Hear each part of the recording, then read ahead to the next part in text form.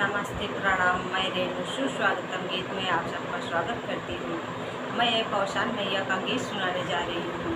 अच्छा लगे तो कमेंट बॉक्स में ज़रूर बताइएगा। लाइक शेयर सब्सक्राइब करना मत भूलिए। जय पूरा कई दायर मनवा हमार माई, पूरा कई दायर मनवा हमार माई, पूरा कई दायर मनवा हमार माई। मांग से दुर्वाया मरे कई दियू, मांग से दुर्वा अमरे कई दियू।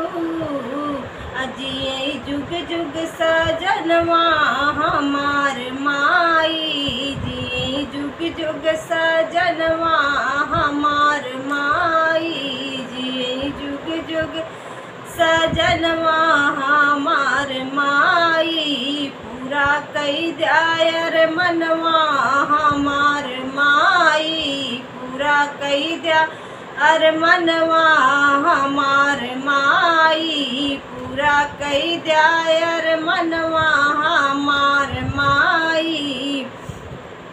हंसी खुशी गूंजे किलकारी, हंसी खुशी गूंजे किलकारी। लाल खेलई आंगनवा अरमान माई, लाल खेलई आंगनवा अरमान माई।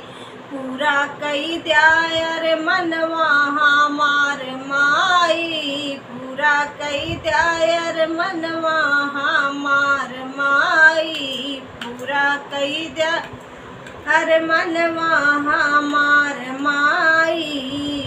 धन दौलत भरे महल अटारी, धन दौलत भरे महल अटारी।